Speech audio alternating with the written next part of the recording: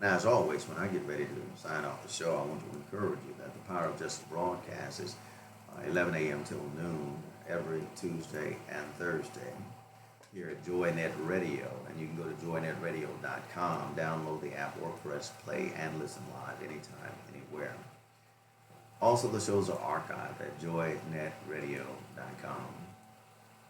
Big shout out as always to my media mentor, Big Dave Coleman in the studio, as well as J.C. Love, Minister Thornton, the African American owner and operator of JoyNet Radio, cutting edge media, and I'm glad to be a part of that cutting edge media. We encourage you that if you want to donate or contribute to help support these programs, you can go to joynetradio.com and you can contribute or donate that way. If you need marketing or advertising, you can reach out to us at 855-525-5683. And Big Dave, Media Mentor Big Dave Coleman, can put you together a package. He can do the voiceovers. He can make sure that you get what is necessary to help you to promote your business or your church or your organization. And so we encourage you to reach out to Dave Coleman here at JoyNet Radio, 855-525-5683. Thank you for listening in, everyone in JoyNet Radio land. I encourage you to stay in prayer and don't be scared. And as always, when I get ready to say bye to the grandbabies, we tell each other we love each other, and we say bye-bye. And then my grandbabies, my youngest one now is catching on also. But my grandbabies, when we get ready to say bye, we always say deuces. And so from all of us here to you, we love you and deuces.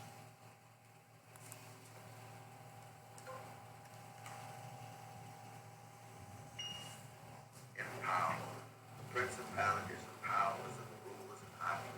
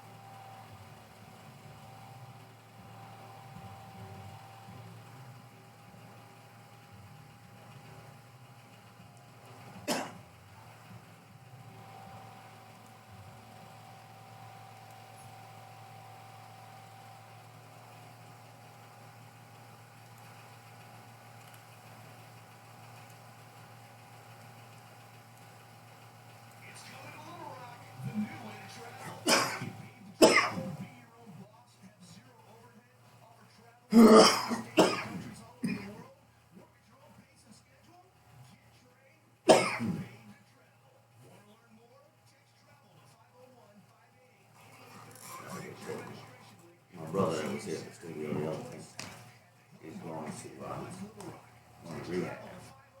Standing on the floor since his flight leaves this evening. So I'm going to go and get situated, try to make sure he has what he needs for to go down the floor. Good luck. I figured maybe he has a better chance than out of state somewhere where he doesn't know about. Yeah, get him out of this comfort zone. Right.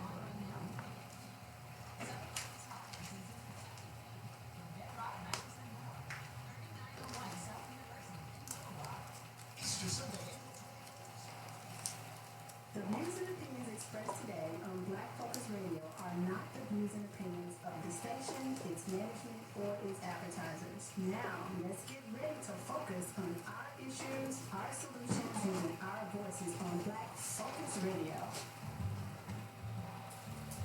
Welcome to Black Focus, the show designed with our community in mind, where we focus on our issues, developing our solutions, raising our voices. Arkansas, surrounding areas, and the nation. Get ready. Black Focus starts right now.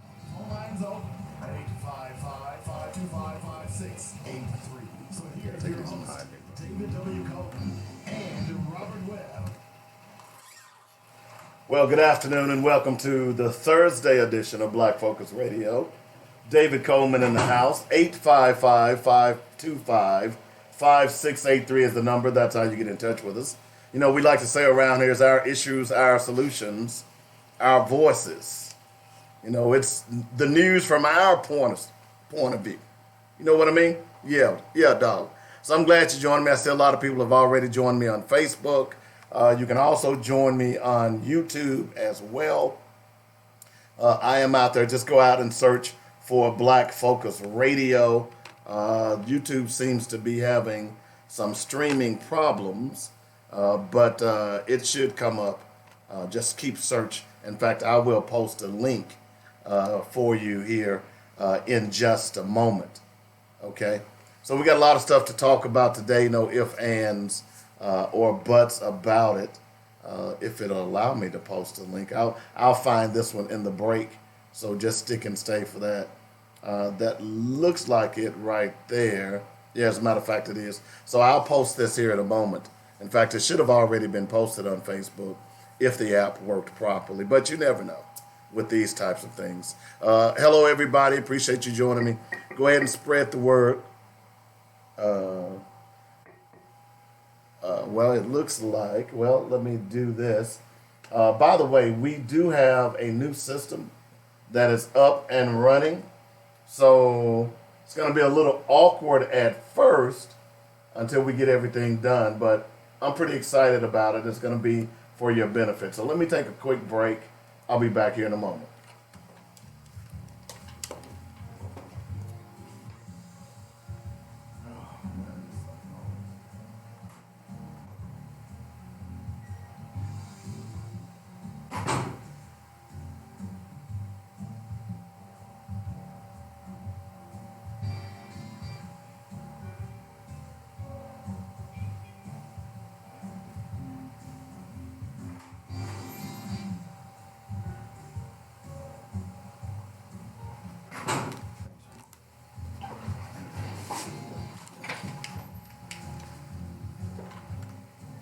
All right, I'm back. I'm sorry about that. Okay. Hey, Tina, how you doing? Appreciate you joining the show. We got a lot of stuff to talk about today. No ifs, ands, or buts about it. Let me just read the tease to you. Today on Black Focus Radio, we talk about black fathers. It's real out here, and no one seems to care. Do you want an educated workforce? How about providing free college? There are a lot of states around the country that are doing that, and a lot of cities. As a matter of fact, the University of Memphis is one of those, who's going to be providing free college to people in a certain socioeconomic background. We'll talk about that today. And death becomes a racist murderer, and good for him. We talked about him yesterday. We'll get into a little bit more today. This is where you kind of straddle the fence when you talk about the death penalty, because I'm not for the death penalty, but in this particular case, I think it was needed. Anyway, so that's what we have today on the show. A lot of crazy stuff going on here in studio because I'm just now. Okay, so okay, all right. Well, we can use that though. So I'm just discovering new things with this new piece of software, and that's cool. You know, we'll let me see if that'll work for me here, because we got to do black facts here in just a moment. All right. So those are some of the things that we're going to talk about, and there are a lot of other things that we're going to get into today as well. So I hope you'll stick and stay for that. So let me see if this particular thing will work right here. Dynamic black facts: our culture, our history, our people. All right. So it works, but that's the raw. That's not the promo itself. But we'll use that. That's cool for today, and I'll get the other one imported in. We've got all these files being imported into the new studio and things of that nature. This is going to allow the station to be syndicated. If there is a station across the country, as a matter of fact, where you live, and if you like what's going on here at Joynet, if you like what's going on any of the shows, if you are in Dallas and there's a radio station in Dallas that is not talking about the issues as it relates to black people, hey, give us a call. We can now. They'll have to have a certain piece of equipment there, but they can now pick up our shows. That's exciting, man. It really is. Anyway, 855-525-5683 is the number. And what that means also that we'll start taking more traditional breaks than we have in the past. Okay? So we'll keep you posted on all of that stuff. So we're really excited. Now, I also said I got a big announcement for you today. So many of you all, and we'll talk about more of this throughout the show, but I want to go ahead and get this out here. So many of you all have heard me refer to some of the people that I look up to or some of the people that I consider my mentors. Okay? There are some who are personal mentors, and then there are some who are national mentors whom I've had the pleasure to meet and get to know over my years of doing radio and traveling and writing, and promoting my book and things of that nature and doing my seminars. One of those people was Dr. Rosie Milligan. And one of the things that we're going to talk about today kind of ties directly into her, because it was how I met Dr. Rosie Milligan was, ironically, I was in Memphis fighting for custody of my son. And I'm going to talk about Black fathers today because there's a very interesting article that I posted on my wall. So we're going to start the show off with that. But we'll do Black Facts here in just a moment. So in getting to know Dr. Rosie Milligan, I guess over the last, it's been close to 20 years, believe it or not. I love her wisdom. She's an author. She's a publisher. She's nationally known. Dr. Rosie is the stuff. And I really look up to her. And one of the things that I want to be able to do, hey, Glenda, how you doing, is bring Dr. Rosie to my listeners. Okay? And we've been trying to figure out a way that we could bring Dr. Rosie on the show on a regular basis, and we did yesterday. So beginning May 24th, and every fourth Thursday from this point on, Dr. Rosie Milligan will be a regular guest on the show in the 1 o'clock hour for the entire hour. Okay? For the entire hour. So that means you'll be able to ask her questions. You'll be able to call her up. She's actually going to be coming to us via Skype. So you'll be able to call her up, ask her questions. She's going to run the gamut on things that we've discussed over the years and things that are pertinent to today. Okay? I guarantee you, you are going to love Dr. Rosie. I promise you. Okay? So I'm basically giving her that hour. Of course, I'll be here as well. But it's going to be a fun show. We are excited about that. One of the other persons that I am trying to get is Dr. Claude Anderson. I would like to get him on a monthly basis. The other person is Dr. Jawanza Kunjufu. We will be trying to get on a monthly basis certain voices that we can depend on that will give us not just a local flavor, but a national flavor as well. That is very important because I know a lot of people tend to think you're in this vacuum and only Little Rock is the thing. And you don't realize that the very same things that are happening here in Little Rock are happening all across this country. When I was talking to Dr. Rosie Milligan last night, I told her about Bradley Blackshire. She was stunned. The people in Los Angeles have not even heard about Bradley Blackshire and that murder that took place with Charles Starks. Okay? So, but those same things are happening in Los Angeles and Northern and Southern California. So we are very, very excited. Let me just say this again. If you do not know the name Dr. Rosie Milligan, you will begin to get to know the name Dr. Rosie Milligan. She will, going forward, be our special guest every fourth Thursday on Black Focus Radio. And we will talk about anything and everything that's going on in the news, locally, nationally, internationally. We'll certainly talk about relationships. She's great with relationships.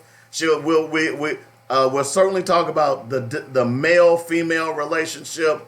We're going to discuss her book, Nigger Please. We're going to discuss the Willie Lynch letter that was published in that book, Nigger Please. It's going to be fantastic. Look, I'm going to tell you, I don't call too many people my mentors. All right? I have some personal, but as far as public figures, I just never have. Dr. Rosie Milligan is one of those people. You will love her. So mark your calendars beginning May 24th. And let me make sure that date is correct. I'm sure it is. Beginning May 24th. And then again, June 28th. Every fourth Thursday. June 27th. And then July 26th. So those 3 months, every fourth Thursday, we will have Dr. Rosie Milligan. Just go out and Google her. And by the way, you may not be able to friend her because she knows so many people, but you've heard me talk about Black Writers on Tour. This is the lady that created it. Okay? This is the lady that created it. Okay? And we're hopeful at some point that we're going to have a Black Writers on Tour Southern Edition. I don't know how I'm going to do it. I've been trying to figure it out. But hopefully, as y'all get to know this lady, y'all got to say, hey, we need Dr. Rosie Milligan in Little Rock. So when I bring her to Little Rock, and y'all won't be so averse to paying $15, $20 so that we can take care of her. Okay? All right, so that's Dr. Rosie Milligan. So let's see here. Let's go ahead and do a Black Fact. Dynamic Black Facts. Our culture, our history, our people. All right, so, I love doing Black Facts. And, every time I think about Black Facts, at this point, I think reparations. That debate, I know people are having it, but there is only one side, and that's the side of, yes, it is deserved. And I'm beginning to see more and more people post about the reparations as well. So, for instance, I'm seeing people post that did you know that slave owners got reparations for every slave that was released? Yeah, they did. Slave owners got reparations for every slave that they released. And recently, Notre Dame burned in France, and everybody was sending all of these donations to Notre Dame. Okay? So the Black Fact that I'm about to read to you today, if you sent a donation to Notre Dame, you might want to rethink that. Because see, right now, France has blackmailed a lot of, for instance, Haiti. France demanded $21 billion from Haiti so Haiti could have its independence. Because you do realize that people on Haiti, most of them speak French or a dialect of French. That's why. Part of the reason Haiti is in the dire straits that it is because it's been blackmailed by France. Hello? Y'all sent that money to Notre Dame. France has a museum of heads that they collected when they invaded parts of Africa and Namibia. And they actually have a museum of black kings and queens, their heads. That's France. But today I want to talk about a young lady who we all need to be aware of and understand what objectification is all about. And when you see this and when you hear this story, you'll understand that also, although this lady is the icon, she was not the only one. Her name is Sarah Baartman. She was one of the first black women known to be subjugated to human sexual trafficking. She was derisively named the Hottentot Venus by Europeans, as her body would be publicly examined and exposed inhumanely throughout the duration of her young life. Moreover, her experience reinforced the already existing and extremely negative sexual fascination with African women's bodies by the people of Europe. Sarah Bartman was born in 1789 on the Gumtoos River, now known as the Eastern Cape in South Africa. Bartman and her family were members of the Ganasabu tribe, and Bartman grew up on a colonial farm where she and her family most likely worked as servants. Her mother died when she was age 2, and her father, who was a cattle driver, died when she was still a young girl. By her teenage years, Bartman married a Kokiki man who was a drummer. They had a child together who died shortly after birth. When Bartman was 16, her husband was murdered by Dutch colonists.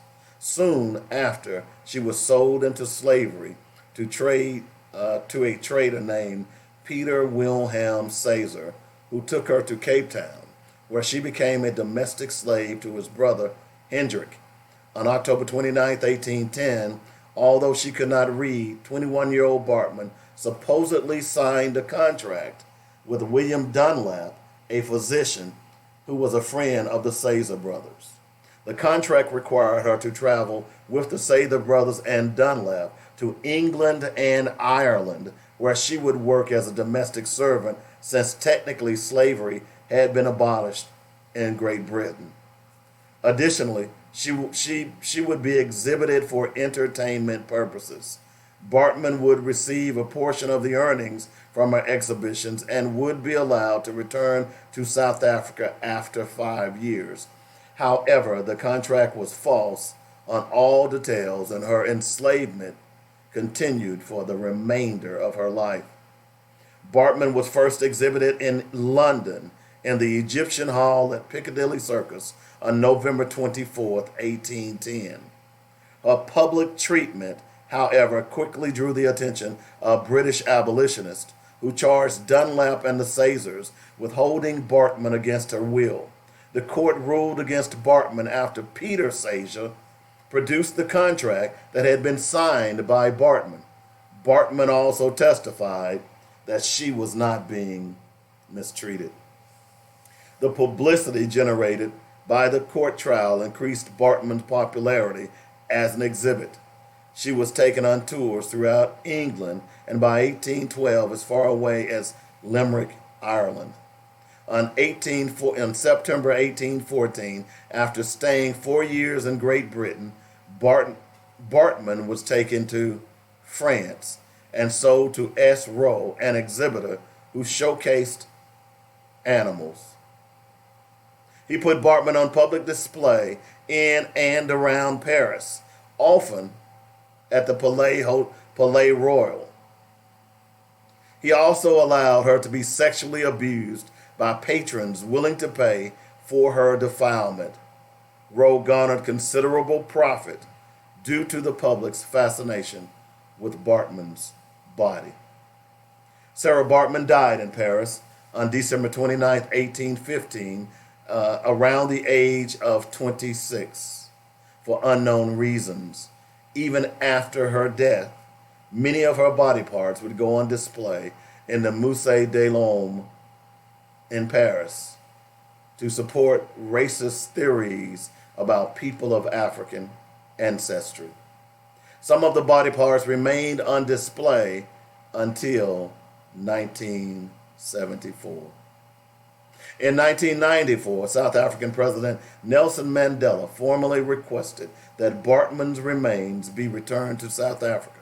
On March 6, 2002, her remains were returned and buried at Hankey in the Eastern Cape province. You still sending that money to France? History is rough, bro. But again, without our history, we're doomed to repeat it. And that's our Black Fact for today. Black Focus Radio.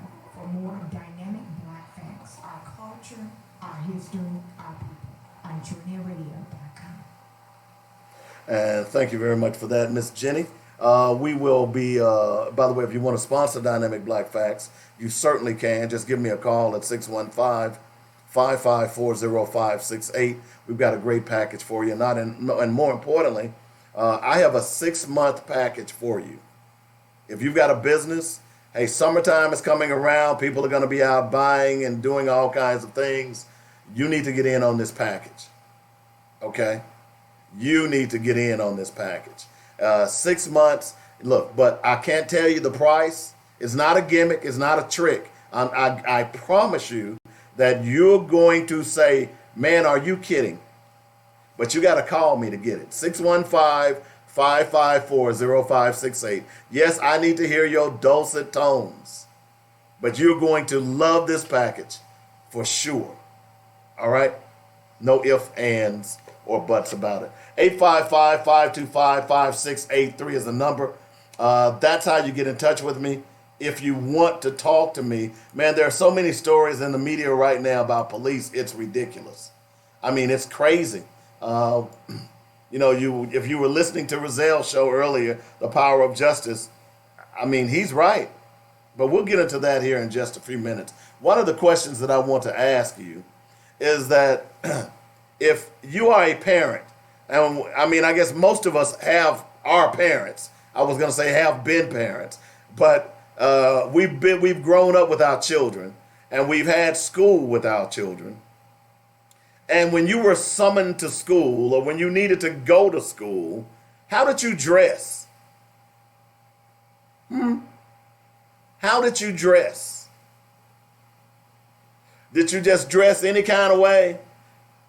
Did you go up there with the bag on your head and your house coat, or in your pajamas and your house shoes and things of that nature? Well, apparently there's a principal who has decided enough is enough. If you're going to come up to this school, their school, you're going to represent yourself properly. And I have to say, I agree with you. Man, don't nobody want you coming up to their school in your 90s. Don't have no bra on.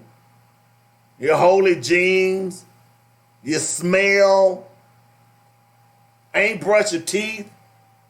Come on now, that's embarrassing to your children. Why would you even go up to a school looking like that? And why would you get mad at a principal if she decided that she had had enough of that? Makes no sense to me, man. So I applaud look, at some point she said no sagging pants. I agree with her. I totally agree with you. Let's stop this. Look, when is the sagging pants fad going away? It's not cute. Dude. It's not cute at all. Man, and now they're even making these pants where they say, it's like you're getting little boy pants and they come up to your thighs and then you showing, come on man, that ain't cute. That ain't cool. It's nothing. See, that's why we need business owners, because guess what? If I'm a business owner and you come in and you want to work for me and you come in there with sagging pants on and no belt, you're not getting that job, bro. You know, one of the things that we did when we did the Rites of Passage camps in Memphis and Nashville, you had to wear a belt. And if you showed up at the camp with no belt, guess what? That means you joined the Clampett family. You know what I mean by the Clampett family? Well, that means that we had you a rope. We gave you a rope so you could tie your pants up. Serious. There is nothing cool or good looking about you showing your drawers. I don't care if you do. I don't care if your drawers are a brand new pair of Nike shorts, or basketball shorts. There's nothing great about that at all, man. That fad has been around too long. And the sad thing about it is the fad emanates from prison. Are we saying that since we've got so many young black males in prison, they're bringing those fads out? No, man. That's a fad that needs to stay. Because you know what it means, right? That means that if you're in prison and you're walking around like that with your pants, that means you're ready. And I'm going to just leave it at that. Okay? So I don't understand that fascination. It's kind of like when girls started getting tongue rings or their tongues pierced, they didn't know the negative connotations of getting your tongue pierced. Okay? And I remember it was a couple of years ago. I mean, it may have been longer than that. I want to say the National Education Association or someone had a campaign about getting, reading and becoming smart. And I believe it had something to do with getting your chrome polished, your dome polished. They didn't know what the negative connotation of that was. Just like the teabaggers, when they formed their political party, didn't know what the negative connotation of that was. Now, y'all can go look all that up if you want. I'm not going to say.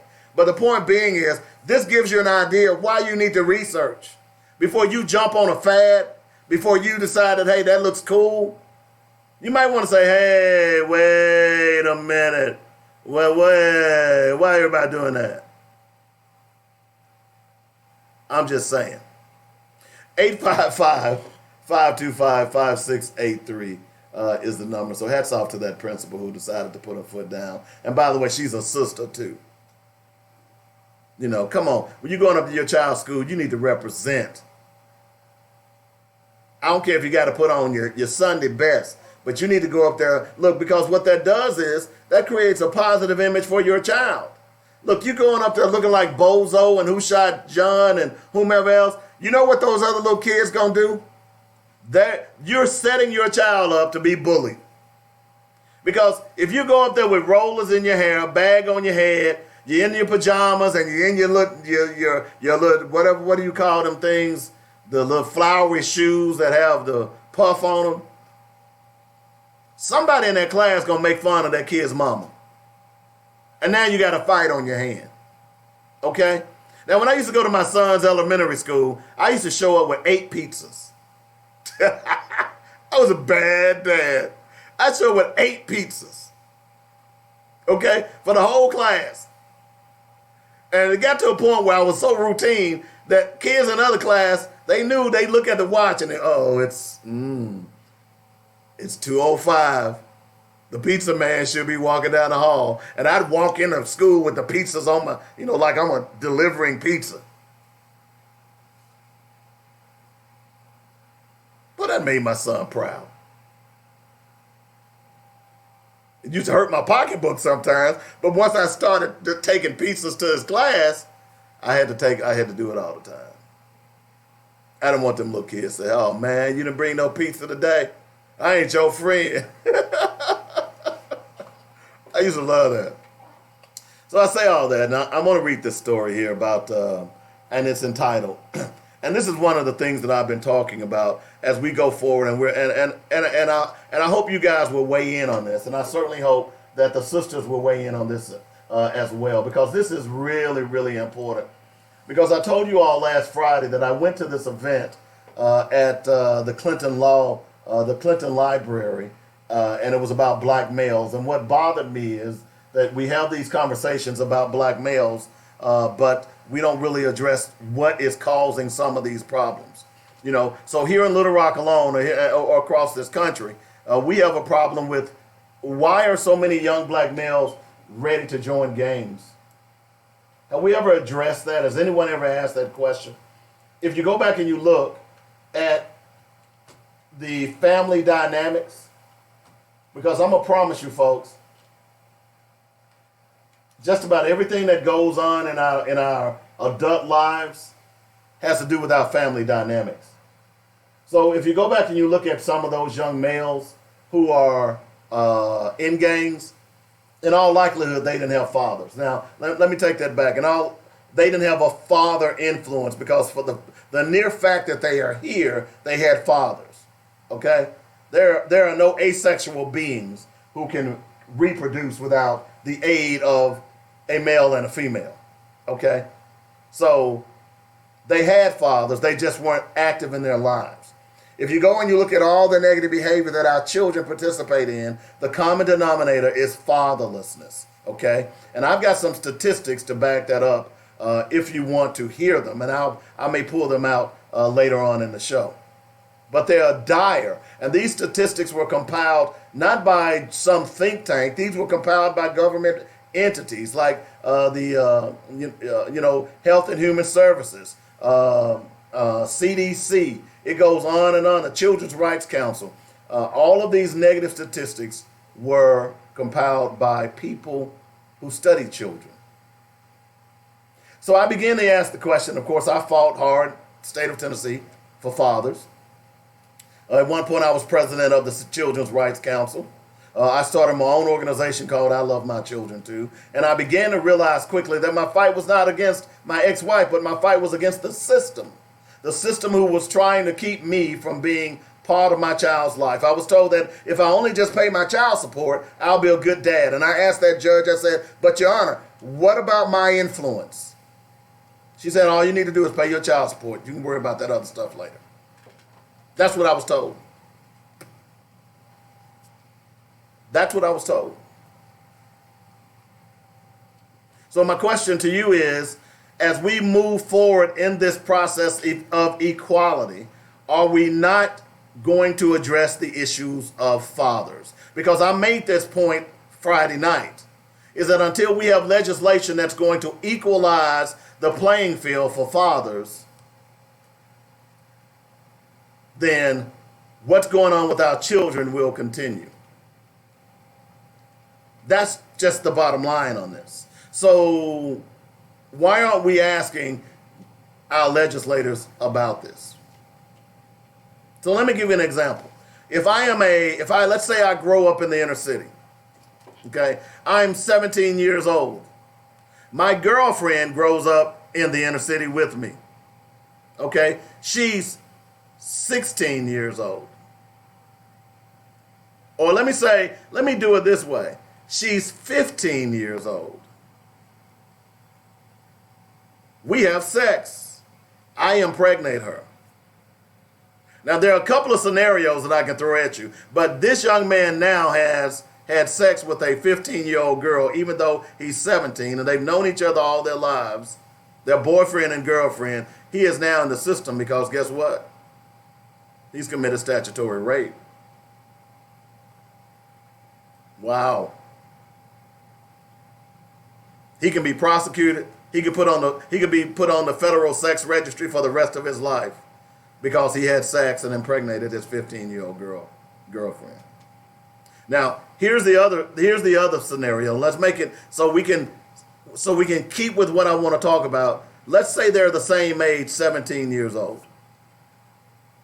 She gets pregnant, she has a baby. Mama puts her out. Shouldn't have been out there messing around, y'all. We've heard these stories before. She can then go to CDC or whatever the case may be, CPS, I'm saying, and they'll give her food stamps. In some cases, they'll give her bus tokens. In some cases, they'll give her Section 8 so she can have a place to stay. All of those things, so in hopes of making sure that that child can grow up in a decent environment.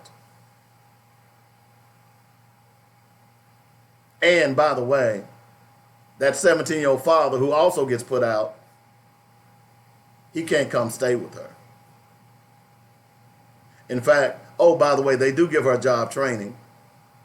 In some cases, they'll give her money to go to school to get a degree.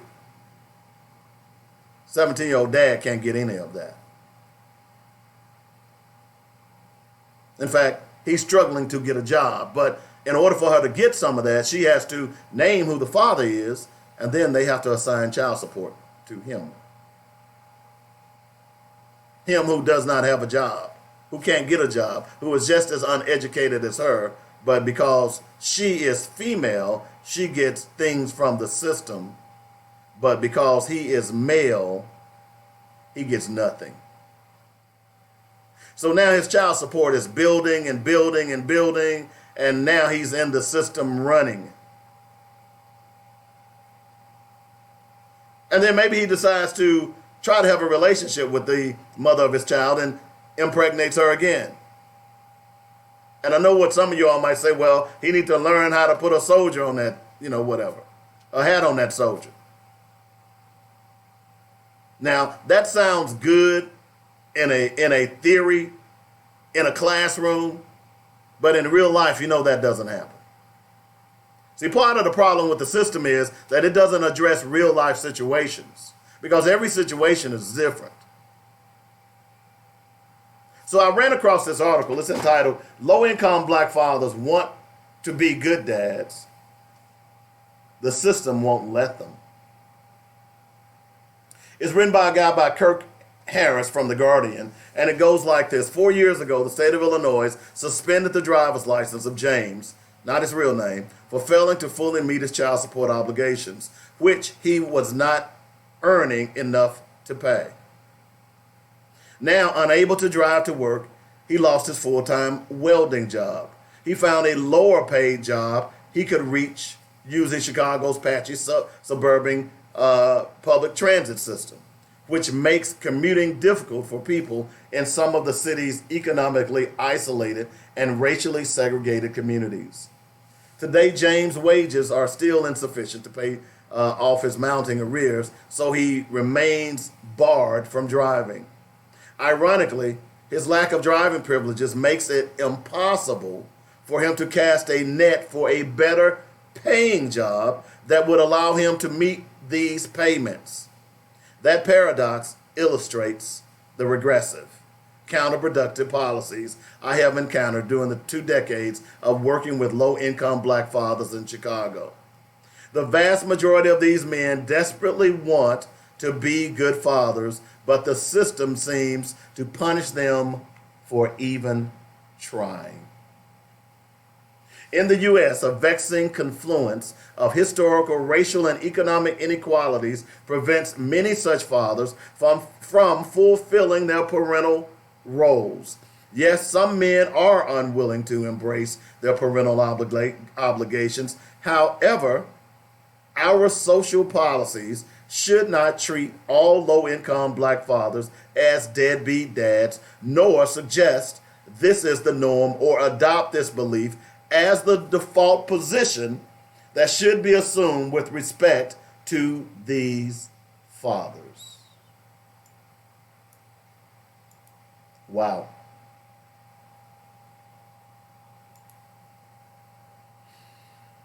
Despite the pernicious stereotype of the absent black father, black fathers actually spend more time providing care to their children than Latino and white fathers, according to a national study conducted by the Center for Disease Control. Although these men are working hard to support their families, their voices are often ignored in public debates about welfare reform and family policy, placing unnecessary strain on mothers and denying children equal parental involvement.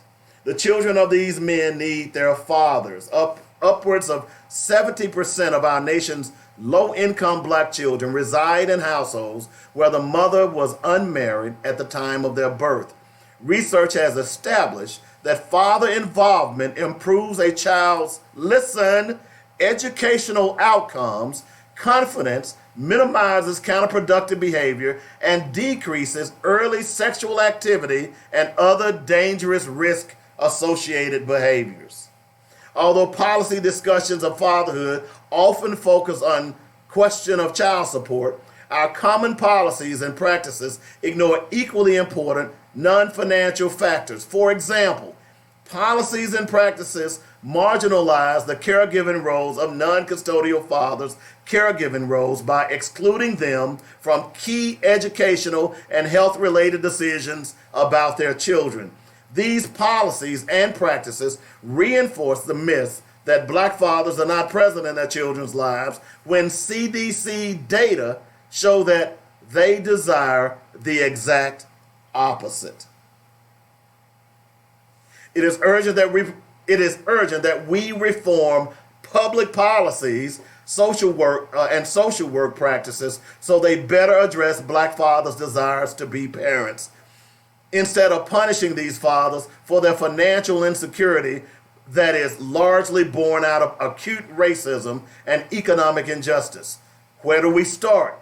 First, we must reform the outdated New Deal era welfare system. Rooted in the 1930 Social Security Act, the current system assumes fathers to be are absent and conversely only values men's financial contributions.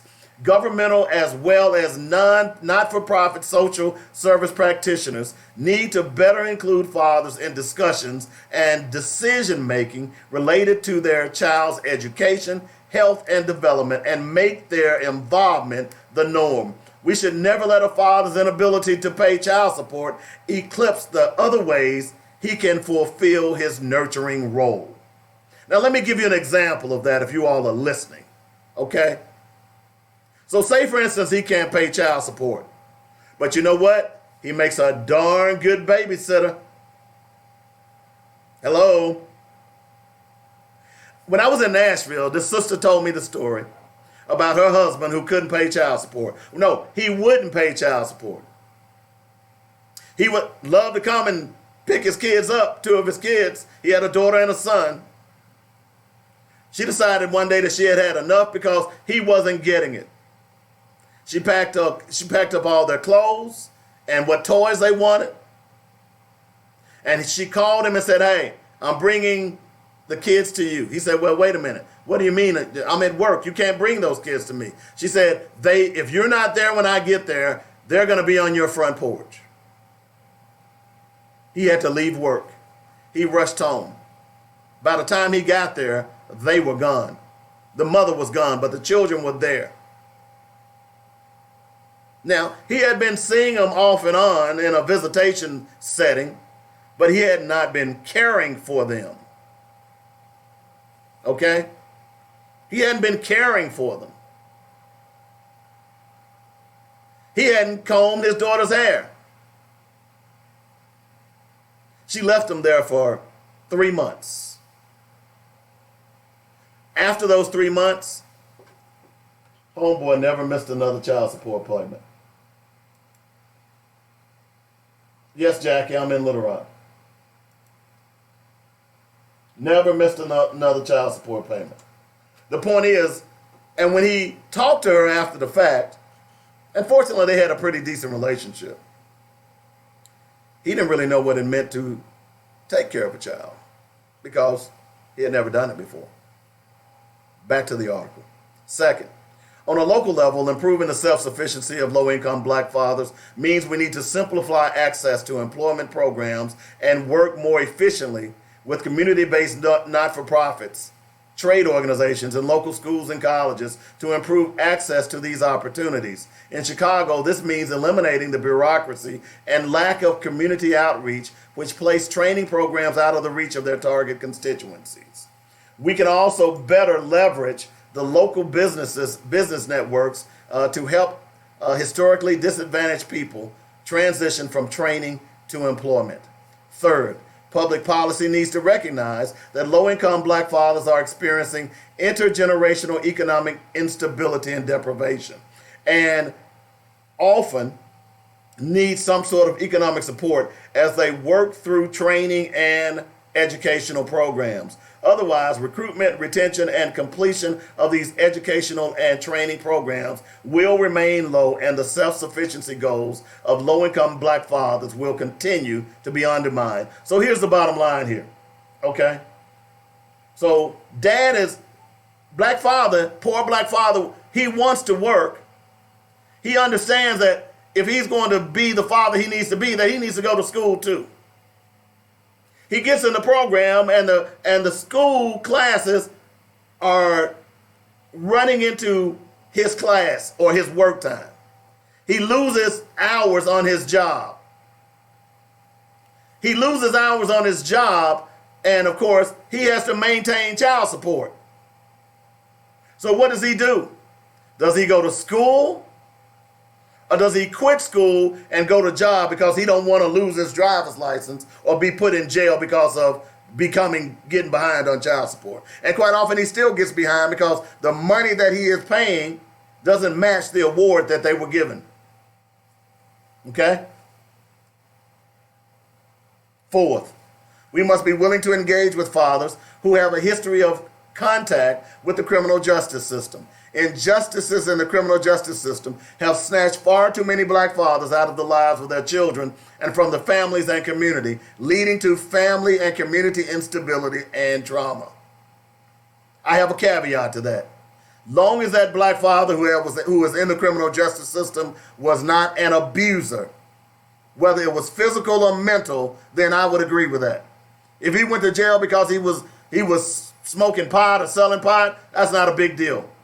But if he went to jail on some violent crime that was committed to it against his family or his children, I don't agree with that one. Fifth, America needs to commit resources to provide family support at a community level. This is particularly relevant in neighborhoods where social cohesion is compromised by the vicious cycles of economic and racial subordination. Canada's family resource programs are a good example to follow. They provide federally funded family support and resource programs in community centers across the country. These acts are convening places where both mothers and fathers can receive help without stigma or judgment. Family support centers could also be venues where fathers could organize their own mutual support groups. Fathers' mutual support groups have been proven to be effective vehicles for strengthening and empowering fathers. Policies like these are a modest start. If the experiences of low-income black fathers inform our policies and social work practices, those policies and practices will be better at promoting the positive outcomes we say we seek for mothers and children. Men like James genuinely want to be good fathers and providers. Let's take the steps that will make that possible. I'm going to reach out to Kirk Harris and get him on the show. I think it's a fantastic article, and that's my point. This is what I've been arguing for 20 years. This is what I've been arguing for 20 years. When I first got caught up in the system, I told you all, I went to jail for back child support. Not because I didn't want to pay my child support. In fact, what you all don't know is that when I was divorced, there was no child support award for either parent. So I went and put myself on child support. So when I lost my job at that time, I got behind on child support. They didn't care. It didn't matter that I had been paying my child support on time prior to that. They just wanted to throw me in jail. Because what you all don't realize, that they make money every time they throw one of us in jail. You know they make money every time they do a DNA test. Y'all didn't know that, right? They don't really care about mama and father and little Johnny. They look at it as a means to make money. Look, at the end of the day, the collection of child support is directly tied to what are called TANF funds. Okay? That is the money that states recruit from federal government for things like roads and bridges and health care and welfare. All of those things come under TANF funds. And under the Clinton administration decided that they wanted to collect more child support. And I understand, rightfully so, but the policy was wrong-headed. So they decided that, look, if you want, your TANF funds will be directly tied to the amount of child support that you collect. Then the monster was born, because then private companies started coming in. And look, a lot of private companies can't do anything about your award. They don't want a father's child support to go down, simply because if it goes down, that means that's a percentage of the pie that they no longer get. The point I'm trying to make to you all is this system is broken. It's been broken, and it's breaking fathers every day. And the fact of the matter is that if you want to really save our children, and let me just quickly, and I should have done this earlier, but if you really want to save our children, then we've got to save our fathers. We cannot be having programs just for women, just for single mothers. If that single mother, look, here's easily how you can do this. Let's say, for instance, that she is getting some type of grant or award to go to school. When you ask who that father is, and she identifies who that father is, why not reach out to him? Why not have social workers reach out to that father and say, hey, look, your child's mother is going to school. She's going to school on a grant. Because you are the child's mother, and because you are in the same socioeconomic background, we'll send you to school too. Whoa. Think about that. I've heard stories of young men who are dating women who are getting these benefits, but these young men run all kinds of interference with these young women, and in some cases, will impregnate them again just to make them fall off of those benefits, because there's some innate jealousy going on, because he sees her moving or getting opportunities to move on supplied by the city or the state, and those same opportunities are not afforded to him. That doesn't make any sense. So quite often what will happen is that young lady goes on and she becomes successful. That young man is still wallowing in the muck and mire, hustling, trying to get it done, one step ahead of his child support and the police department. We have to rethink this. We have to rethink how we are treating, because look, of all the men that I've talked to over the years, I've been in the child support and custody business a long time, folks. Of all the men that I've talked to over the years, I am yet to meet one who is honest with himself, who doesn't want to be a good father, who doesn't miss his children. I've had men crying in my arms who can't see their children. I've had men ready to kill the mothers because she won't let him see his children. Yeah, it's real. I've talked many fathers off ledges over the years. This is a serious problem. If you don't think it's serious, go research the story of the murder on juvenile court steps in Nashville, Tennessee, about 7-8 years ago. It was about a father who was in the military, who had a child, who wanted to be parts of the child's life, but the mother refused to allow him access. He was paying child support, but she would not allow him access. And I'm going to tell you, folks, if just imagine, those of you who have, just imagine someone, I don't care if you know them, imagine taking someone taking your child and you can't see them. Just try to imagine this. If you never put yourself in a father's shoes who have been through this, imagine going through this. And I'm going to tell you, I told you about Dr. Rosie Milligan, but it was Dr. Rosie Milligan who really saved me. Because that same year that I met Dr. Rosie Milligan, I tried to commit suicide because I could not see my children. I was at my wit's end. I didn't know what to do. I didn't know if I needed to go after her. I didn't know if I needed to go after the system. I did not know what to do. And I gave up. Imagine not ever being able to see your child. Because, see, the myth out there is that fathers don't love their children. The myth out there is all fathers want to do is screw and fly. Oh, you're wrong. You're so wrong. And what I've tried to do over the years is change some of these negative stereotypes as it relates to fathers, because they're wrong. They're not fair.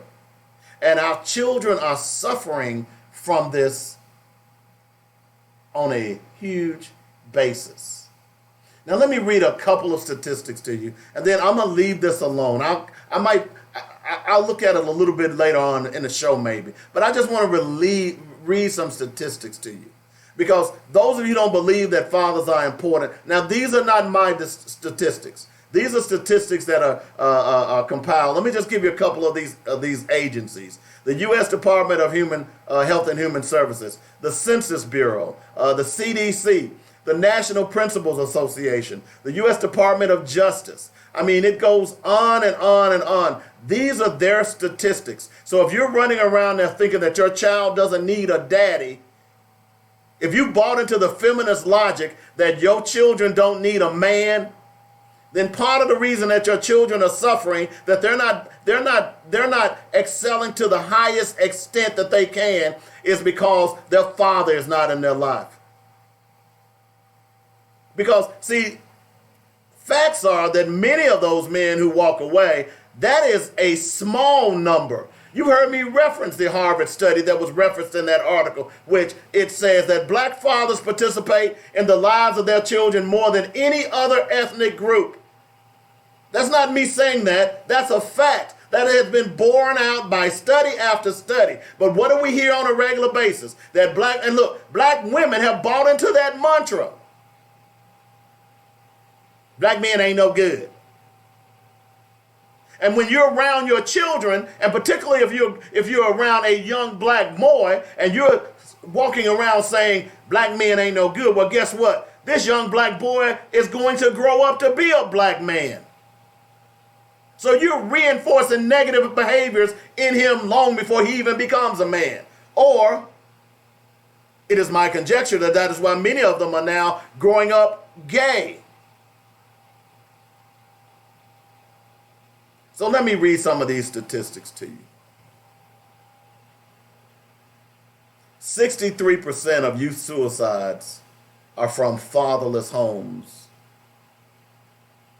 You know, that one really jumps out at me because I'm thinking about this story of the father who had the son that was bullied.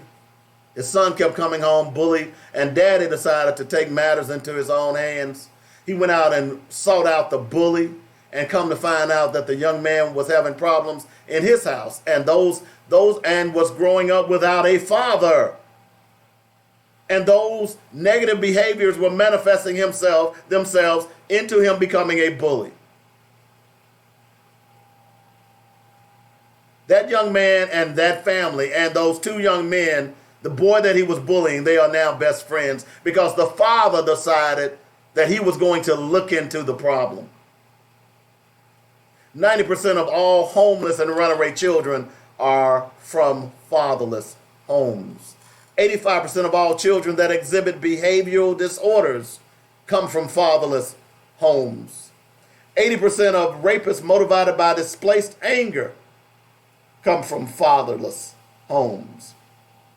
71% of all high school dropouts come from fatherless homes. 70% of all juveniles in state-operated institutions come from fatherless homes. 88% of all youth sitting in prison today come from fatherless homes. Now let me just quickly say this. When I would go down to the Juvenile Justice Center in Nashville and talk to some of those young people, those young men, one of the questions that I would always get around to is, where's your dad? And every one of them that I talked to, there was one, but all the others said, I don't know my dad. I ain't talked to him in a while. Translated, all of those numbers mean this, okay? 5 times more likely to commit suicide, 9 times more likely to drop out of school, 20 times more likely to end up in prison, 10 times more likely to abuse chemical substances, 32 times more likely to run away, 20 times more likely to have behavior disorders, 14 times more likely to commit rape, and 9 times more likely to end up in state-operated institutions. Now you tell me, why are we not doing a better job in getting fathers back into the lives of their children? This child support thing has been going on for a long time, folks. It ain't working.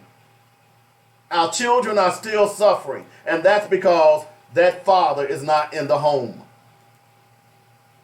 Now, you don't have to agree with me, but those numbers don't lie. There are people that are making money off the backs of fathers. And it's time that if you are running for president, these answers have to be addressed. The pat answer that politicians like to throw out there is that we're trying to do everything we can to combat deadbeat dads. Well, look, the numbers say that the majority of the fathers are not deadbeats. The numbers say that the majority of the fathers are trying to do the best that they can under a system that treats them like chattel. Child support is nothing more than debtor's prison. You can't pay your child support, you're going to jail. Let's just imagine the next time you get behind on your rent, the next time you get behind on your car note, the next time that you get behind on your credit card payments, how about that company coming and throwing you in jail? That's what they're doing for fathers who are behind on child support. That's not exaggeration. That's not hyperbole. That's fact. And this needs to be addressed. 855-525-5683 is the number. We got to go out and take a break. Top of the hour is Black Focus Radio on JoyNetRadio.com.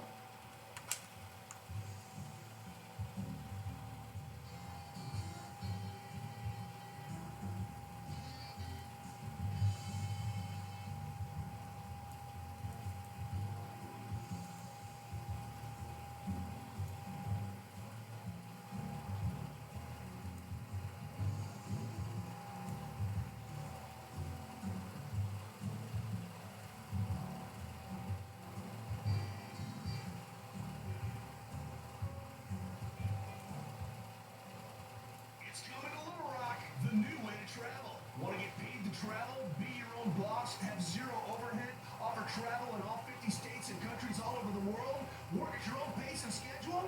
Get trained, get paid to travel. Want to learn more? Text travel to 501-588-8838 to get your registration link, and we'll see you Saturday, April 27th at the Hilton Gardens Inn in West Little Rock. Text travel to 501-588-8838 now.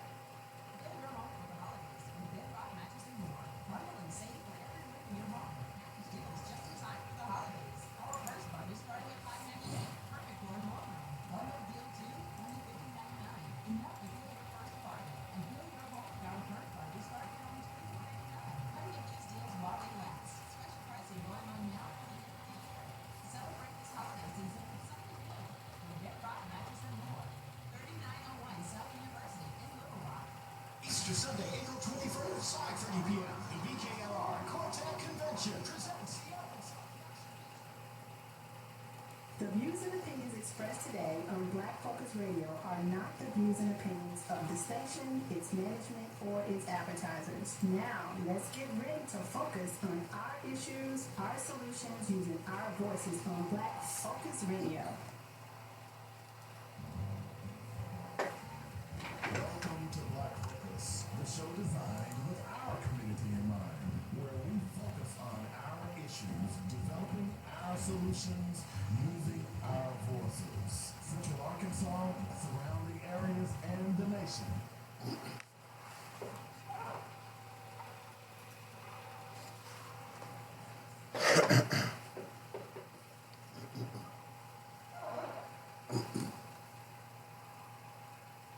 All right, welcome back to the second hour of the show.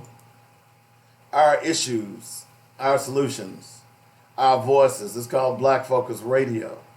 We're on every day, Monday through Friday, noon to 2 p.m.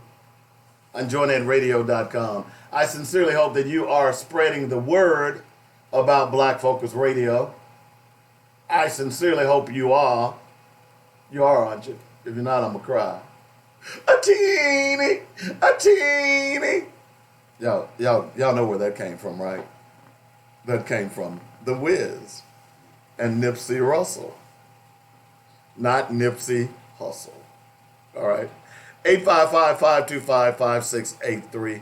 I've been getting some responses, and I'm going to jump out here and read some of the responses that I've been getting about the subject from last hour, and that's black fathers. Because you know, there are a combination of things that we can do to save our children.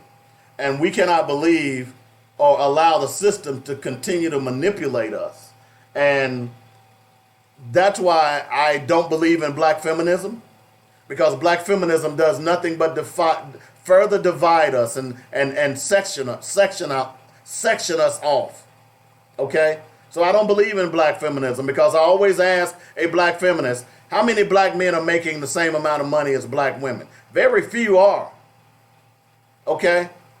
This is why I get upset when I see black women having programs just for black girls. Our black boys are suffering just as much as the black girls are. We ought to be building in programs. So you might say, hey, look, and I'm telling you this from experience. Because when I started doing my rites of passage programs in Memphis, that's where I got started.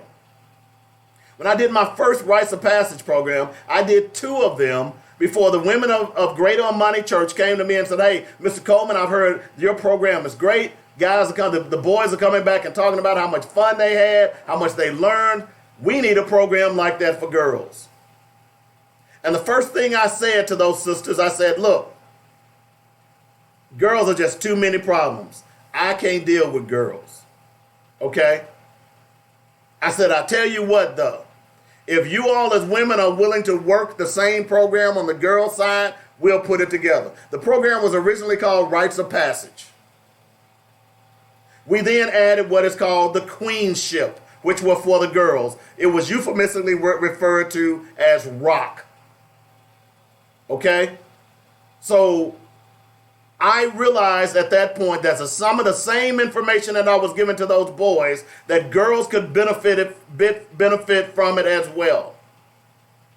So we put that program together. So it bothers me when I look around and I see some of these are some great programs for some of these young black girls. But where are the equal programs for the black boys? And I know, and it also bothers me that some of these people that are running these programs for black girls say, well, the men need to get it together. No. We need to get it together. We came over here on the same slave ships. We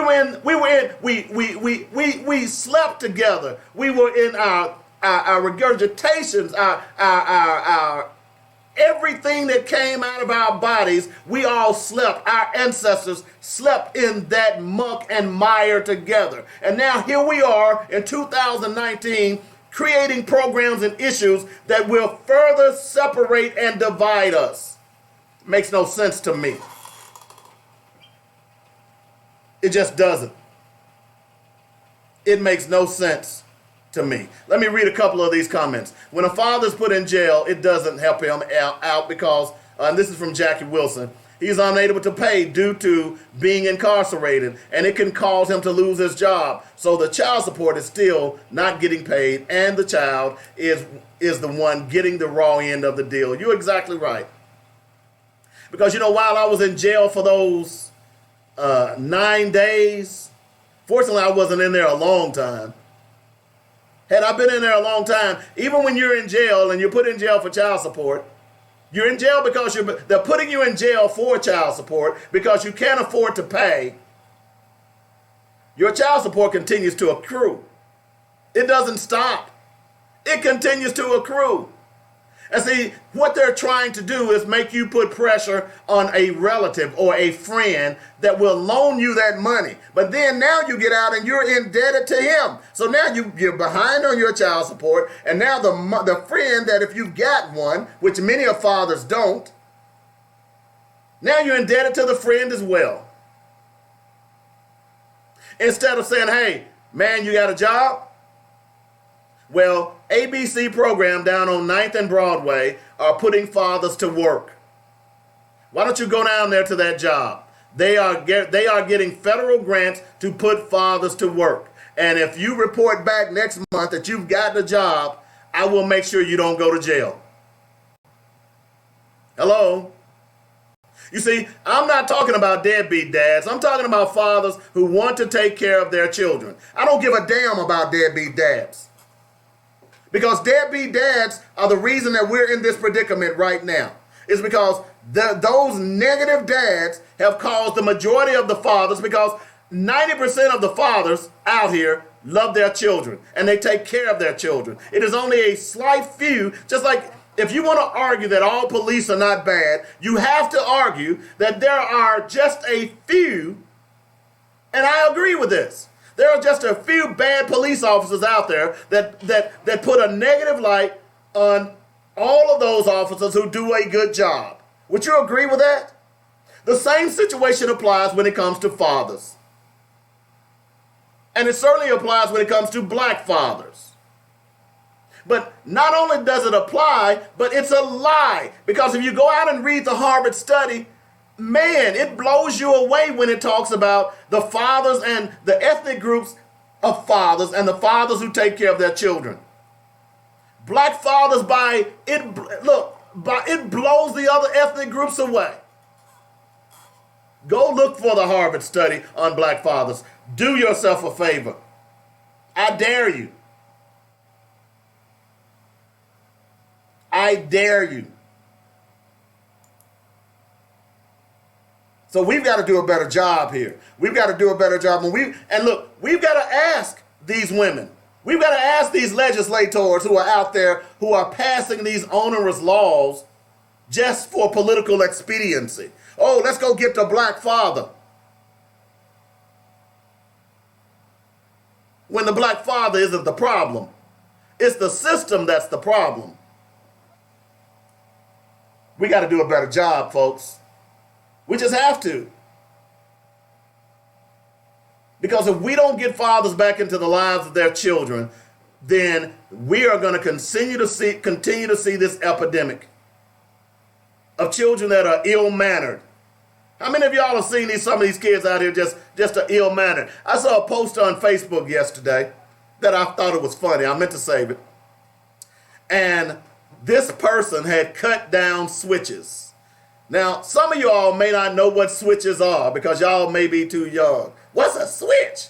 But people that grew up in my generation, they know what switches are. And he was selling switches for $1. Okay? And the caption read something like this: switches for $1. If you have really badass kids, I'll give you 2 for $1.50. I thought it was hilarious, but it made an interesting point that the discipline that a lot of our children are not getting is because daddy ain't around. You know, there's just some things kids are not going to do in front of daddy. Okay? There are just some things kids aren't going to do in front of daddy. In fact, there are just some things daddy ain't going to let kids do. And little Johnny might come back and say, well, you know, mama let me do that. Daddy going to say, I don't give a damn what mama let you do. You ain't going to do it over here. And as a matter of fact, I don't want you doing it over there. If I find out you doing it over there, I'm going to whoop your butt. Y'all have heard that before, haven't you? Daddies are important. See, just like all the other things that they've lied to us about, they've lied about the fact that the importance of fathers. And every psychologist, child psychologist, sociologist will tell you that daddies are the problem. Daddies are the key. If you really want to change what your kids are going through right now, if you really want to change, look, call dad up and say, hey, look, I know we've been out on the outs for the last few weeks, but I need some help on the kids. Can you just come to their school one day? I don't even have to be there. Can you just come to your school one day? Now, look, if you're going to develop a relationship with dad, that means that's a familial relationship. That's not a sexual relationship. If you've had a child and you've moved on, you should not be trying to sleep with that dad, nor should that dad be trying to sleep with you. That's not what I'm saying. And that should not be happening. Your familial relationship is between parent and child. And you all ought to be working together to make sure that that works. I applaud these brothers and sisters who have worked out situations outside of the courts. There are a lot of them. It can be done. But see, the problem with the courts is that it is set up to it's winner take all. It's to break the other person. And I'm talking about financially and mentally. It did both to me. I sit here today just by the grace of God. I sit here today because people told me that it wasn't my time. I sit here today because of my very dear friend that I'm looking at his picture right now, Jason Hotep. I sit here today because of my friend Ben Houston. It was them who came to me and said, hey, David, ain't your time. It was them who made sure that they surrounded themselves with me as I rehabbed my mental capacity because I had had enough. I can't remember the number of times when I was commuting from Nashville to Memphis and I would drive across the Tennessee River, how many times I wanted to turn that car left or right and crash over that embankment into the river. I'm being real with you today. This is what child support did to me. This is what the custody system did to me because I wanted to be part of my children's lives. And I fought and I fought and I fought. And it almost drove me to my end. See, many men will fight and then they'll throw their hands up and they'll walk away.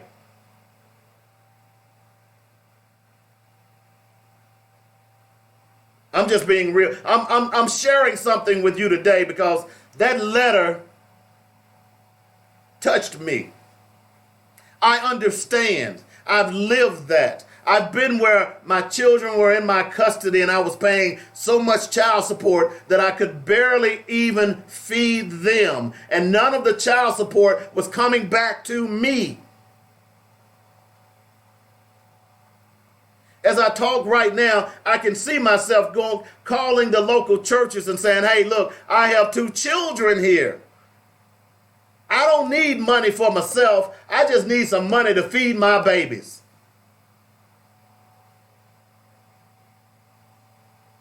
I remember going to the food bank, and it's just by the grace of God that I was able to take what they had at the food bank because I'm a chef and I could make more out of what they gave me. See, I could take flour and milk and butter and make biscuits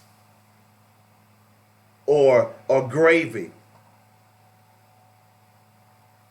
I remember telling my kids when the lights were turned off that we are having a storm and the lights are out in the whole neighborhood and my little nosy daughter looks out the window across the street at the neighbor's house and their lights are on and she says, Daddy, their lights are on.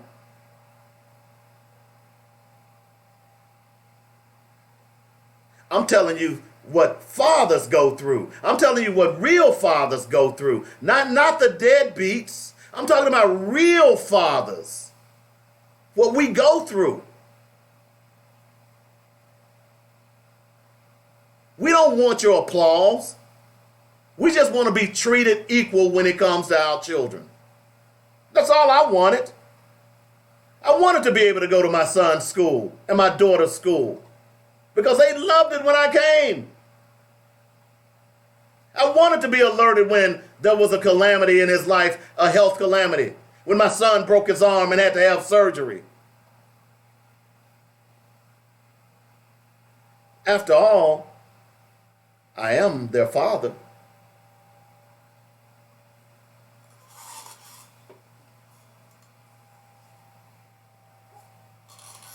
(855) 525-5683 is the number. Child support is for the child. It's not for the mother. It's for the child.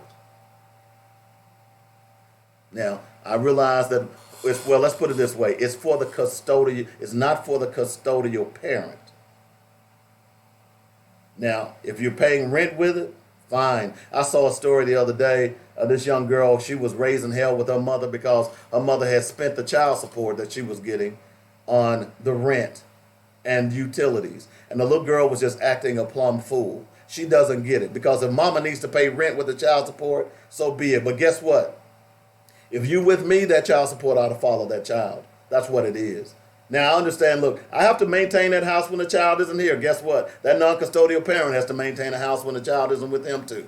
You want him to have custody and visitation? You better want him to have visitation because if you didn't, you heard those statistics I read earlier, right? Because if you're running interference with your child's father, then guess what? In all likelihood, your child is going to grow up a little warped.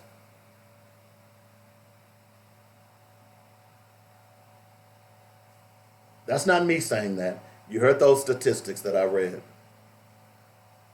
Now, I didn't plan to spend the whole show on fathers, but I'm passionate about this because I've lived it. I've went through it. I've seen what it can do to you. I've been on the brink of death at my own hands because I couldn't see my children. And I openly talk about it because there is a way back.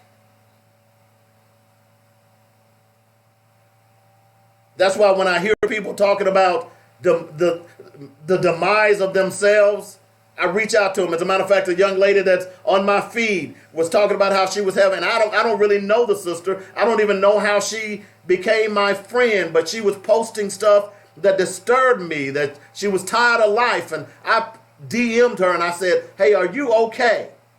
I'm not trying to hit on you, sister. I'm just concerned about some of the things that you are saying on this post. I've been there. I know what fathers go through. I can tell you about the father when I was on the interstate coming back from Memphis from yet another court hearing, and the father picks up the phone and called me and said, Dave, I'm standing outside of her house with my 45. I'm looking at her in her bedroom, looking through her window into her bedroom right now with my 45. And I said, what are you going to do? He said, I've had enough. I said, well, brother, if you do what I think you're going to do, then you're going to further damage your child. And it takes 3 hours to drive from Memphis to Nashville. And for that entire 3 hours, I had to talk this brother off the ledge. And thank God I did. He is a very powerful brother today. You all have no idea what fathers are going through because you all don't want to listen. Your state legislators don't want to listen because you really don't care. And if you don't care about the father of your children, then you really don't care about your children. I'm just being real with you. You don't have to agree with what I'm saying. But just imagine not being able to see your children. Just imagine only getting to talk to them once a month for 30 minutes. Just imagine having a child and the other parent, the custodial parent, moves halfway across the country, and the only way that you can see your child is you have to get on a plane or a bus and travel to that area and hope that she brings him to the visitation point. I've seen it.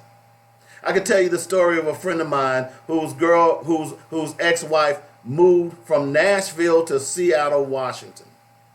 And the only way that he could see his child was that he had to buy a plane ticket to fly to Seattle. And if she was going to bring the child back, he had to buy a plane ticket for her and the child to fly to Atlanta, and then she would fly back to Seattle, and then he would have to fly from Atlanta to Nashville. Hello? Y'all don't know what fathers go through. I was so disturbed that I wrote the book, The Pain of Vengeance.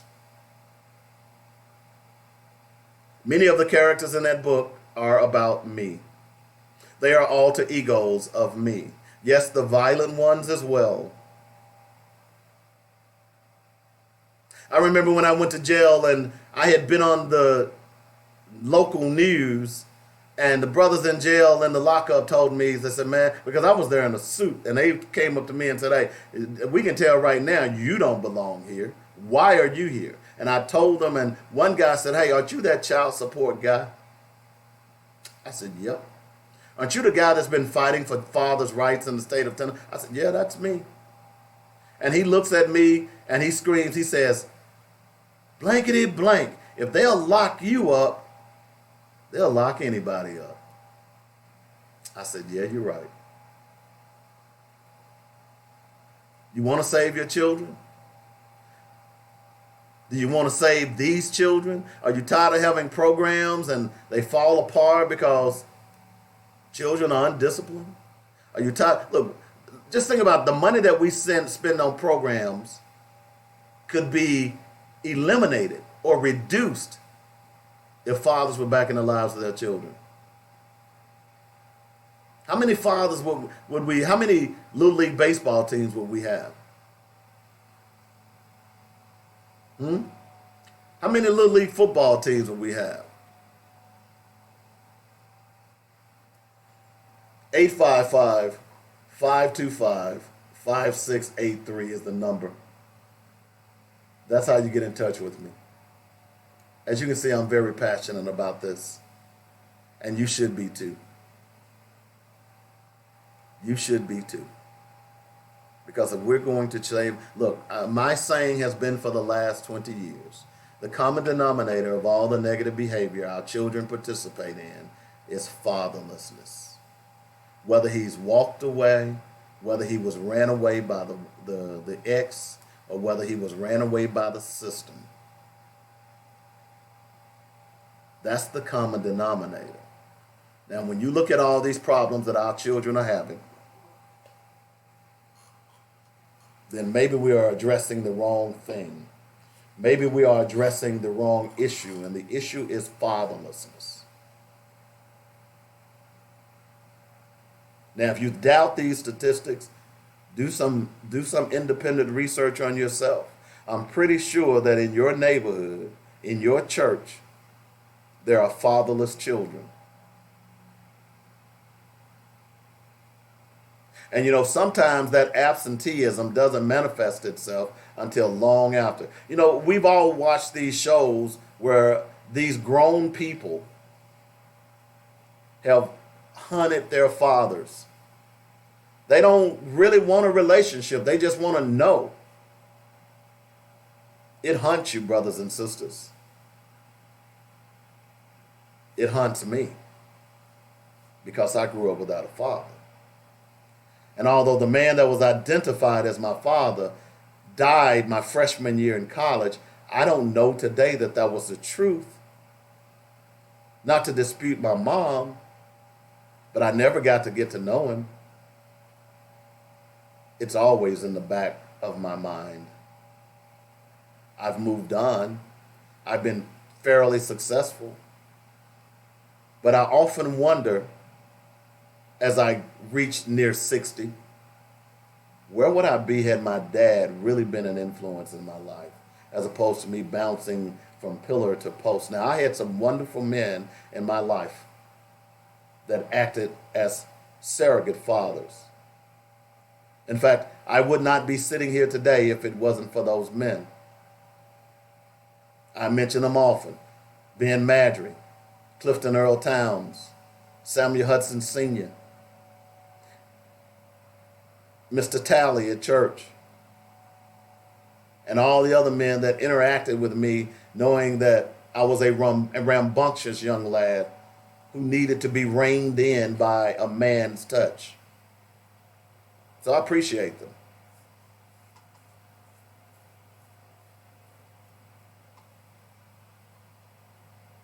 Eight 525-525-5683.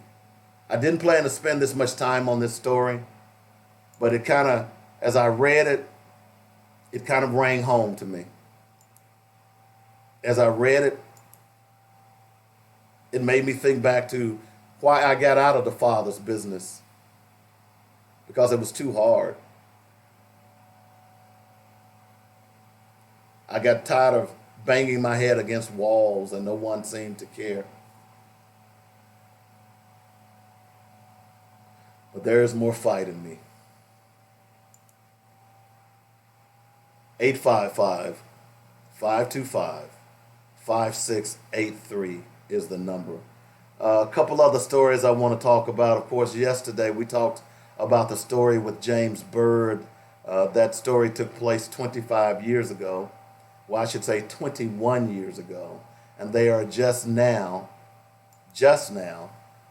putting him to death it brings up an interesting dichotomy, though. Can you be pro-life and be for the death penalty? I don't think you can. I'm not pro-life, but I'm not for the death penalty either, based on how it's administered. Now, if there was a way, now I know people say, you don't have a right to take a man's life, but there are circumstances where we know beyond a shadow of a doubt that a person committed a particular crime. And if they did, some people do deserve death, in my opinion. Some people do deserve it. I'm not trying to play God, but if you go to the point where you take someone else's life in a particular fashion, then yeah, I think you do deserve death. Charles, look, Squeaky Fromm and all those people that participated with Charles Manson, yeah, they're one of them. So these guys who picked up James Byrd, chained him to the back of a pickup, and dragged him for 3 miles. See, I remember this story so well because it was so graphically described, is that they finally dragged him, and they dragged him into a culvert. Now, what I mean by a culvert is a ditch.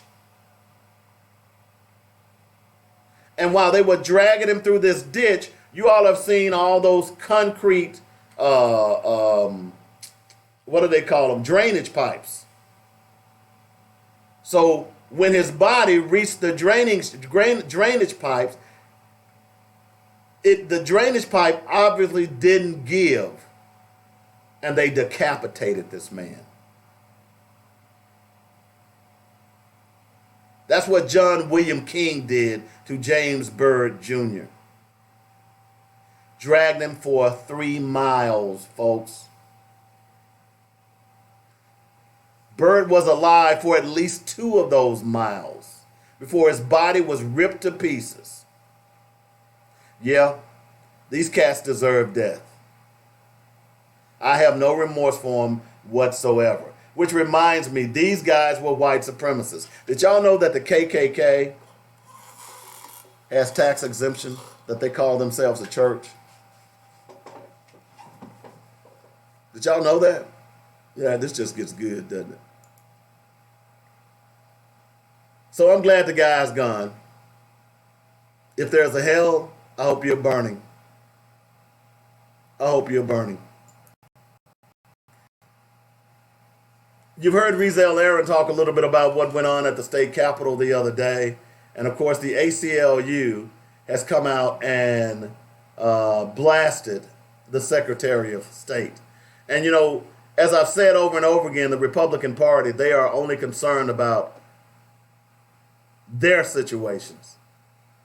The ACLU confirms an earlier report I'd received, and this was written by Max Brantley from the Arkansas Times.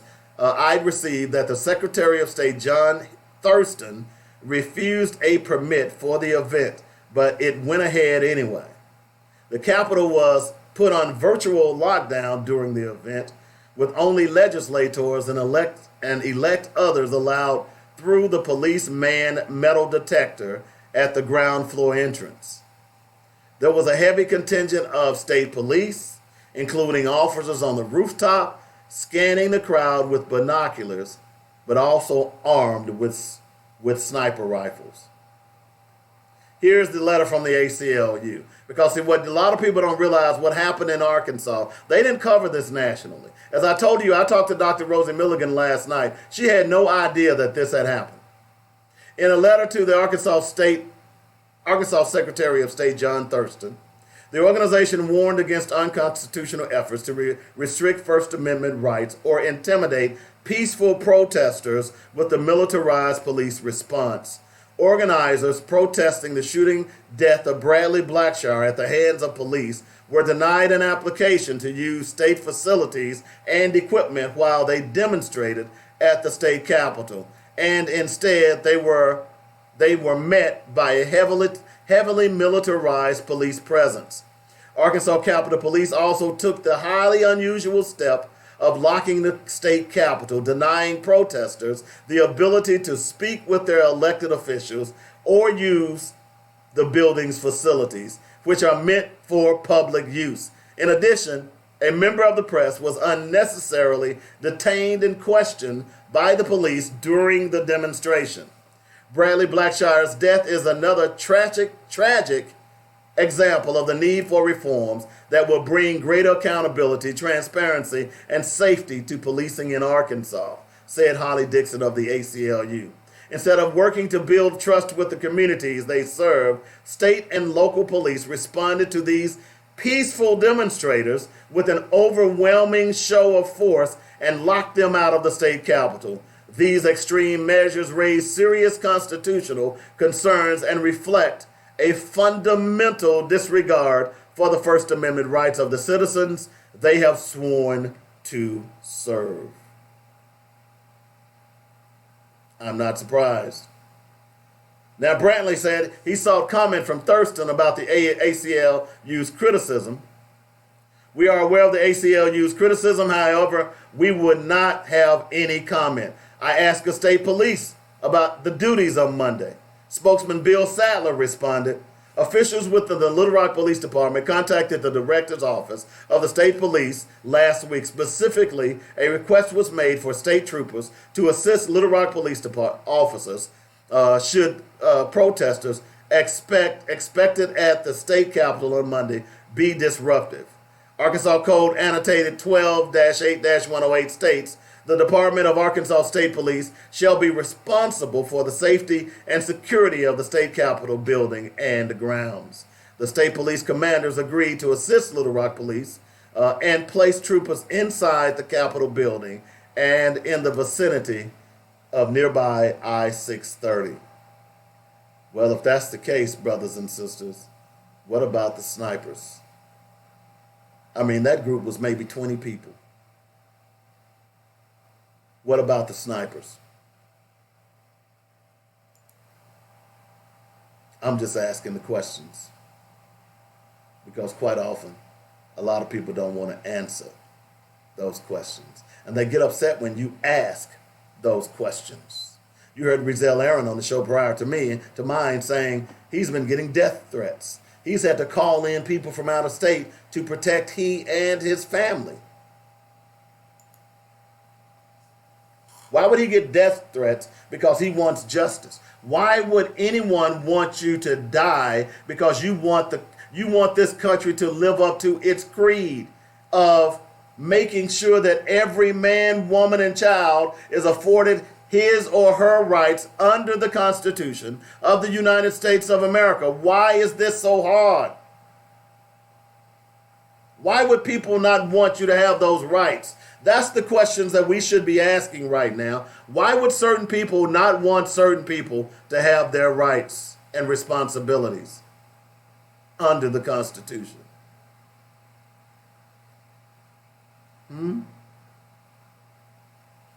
I think you know the answer to that. I think you know the answer to that.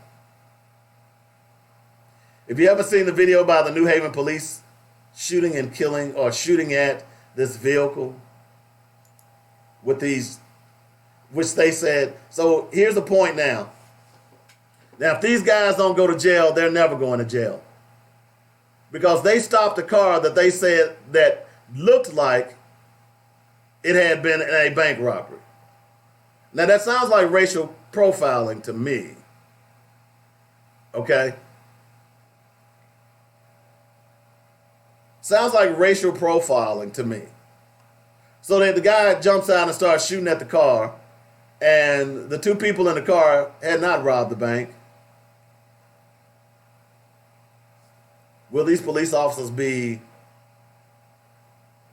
fired? Will they be fired? Should they be fired? Or are we going to continue this mantra that the police can't do anything wrong? See, that's the problem. See, those people out there who are defending the police, they don't understand, look, they should be subject to the law just like anyone else. Just like Donald Trump just like anyone else. And when you break the law, look, all we want is accountability.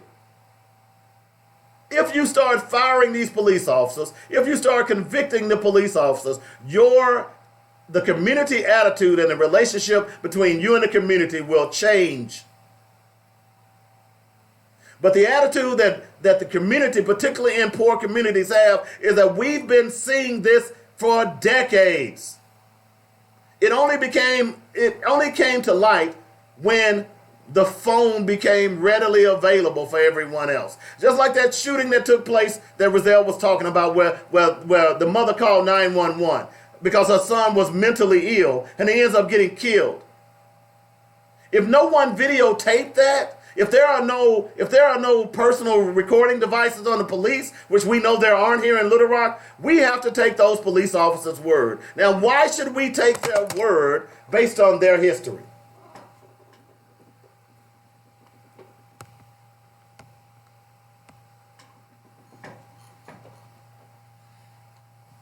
I'm just asking a question. There's a problem with policing across this country. That's not all police, but the majority of them. Look, and I certainly believe this, that if you are a police officer whom you call yourself good, one of the good guys, and you know that there is illegal activity going on within your department and you don't report them, then you're just as bad as they are.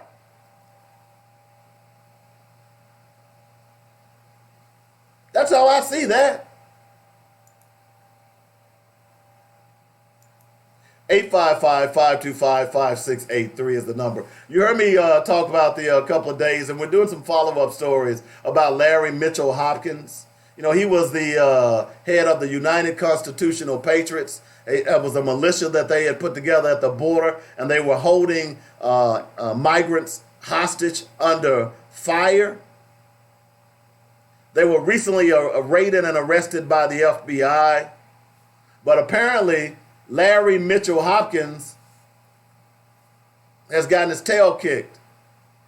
He was given medical attention for non-life-threatening injuries, according to the Dona Ana County Sheriff's Department. Okay? He was transferred out of the Dona Ana County Detention Center under the direction of the U.S. Marshals on Thursday. Apparently, they put him in a pod cell with a group of people, and they had just gotten done watching the article about the ACLU writing about him being racist. And as a result of that, he was attacked inside the cell. He was beat up pretty good, and he was sent to the hospital. Where's all your racism now, bro? I ain't feeling sorry for you, Larry Hopkins. We don't need racism in America, and we don't need your kind here.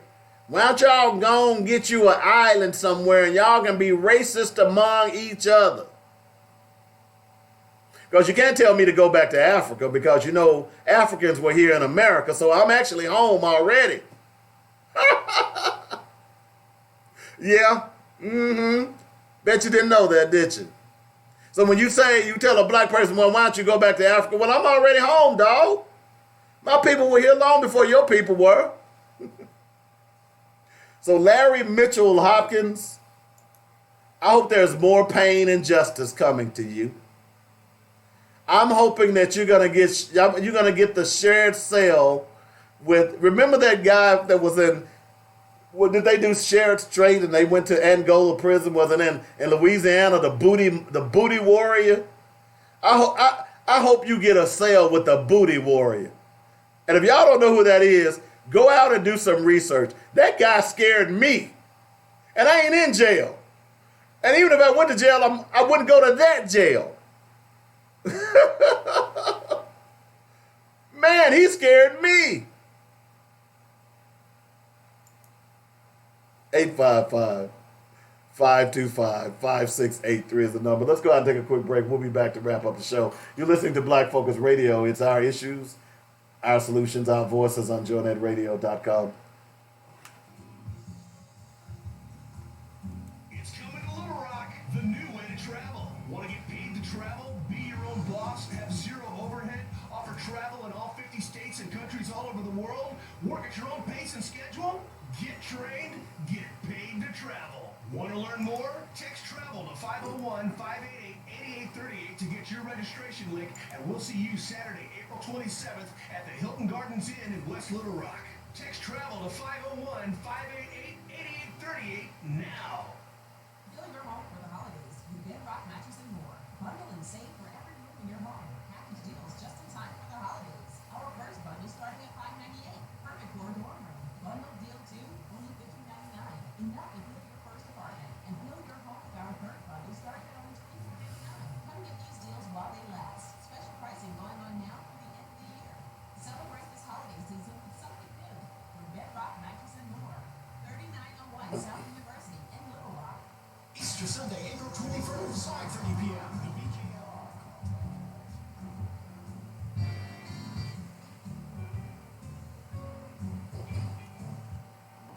All right, we're back. About to wrap up the show. Got to cover some other quick stories that we haven't discussed as of yet. You know, it is my contention that if we start convicting these police officers, some of this abuse will go away.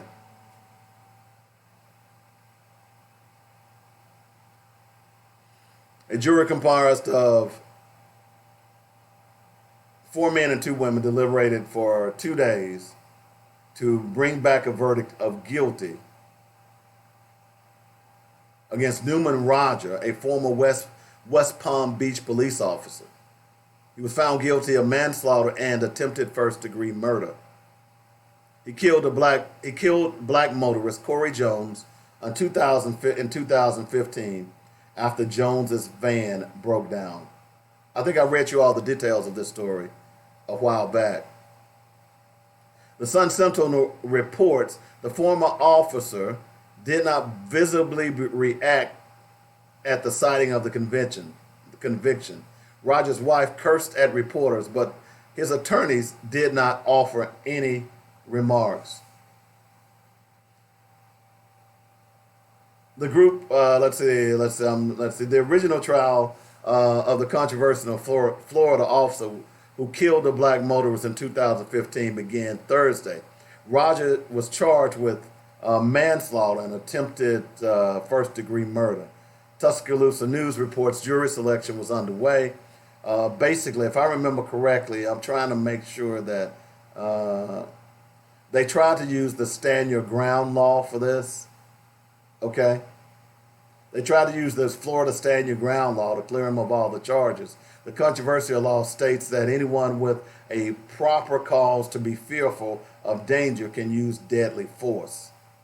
Roger's team also claimed local news outlets had been biased in their reporting, poisoning the jury pool. Judge Marks is reportedly waiting to see if the six-person jury can be seated appropriately before determining the next move. So that's what happened. The shooting occurred. Corey Jones, 31, the victim, had pulled over his SUV after experiencing technical difficulties. Roger, an on-duty police officer in plain clothes, in an unmarked white van. So yeah, this was the young brother who was a band member, and he was coming home after playing in a band, and his vehicle had problems. And this police officer shows up, unmarked car, doesn't show his badge or anything, and you can hear the audio recording, and you can tell that this officer lied. So this is the first officer, and let me go back and read the stat because I want to be clear on this, okay? Roger is now the first on-duty Florida officer to be convicted for shooting an innocent person in 26 years. Wow.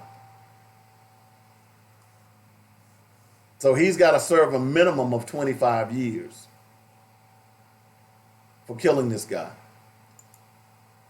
And he was killed simply because, look, had his vehicle never broken down, he'd have never been killed.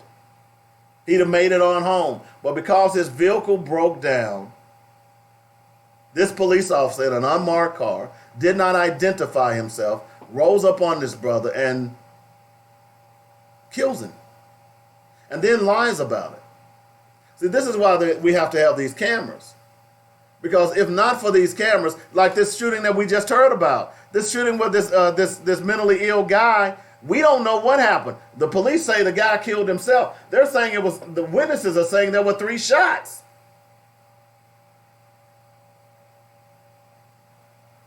But if there are cameras on these police when they go into these facilities, then we can understand, hey, well, let's see what really happened. Because we know that a lot of these police officers are lying. We know that. We know that. This is not a joke here. And unfortunately, this is why there's a trust issue.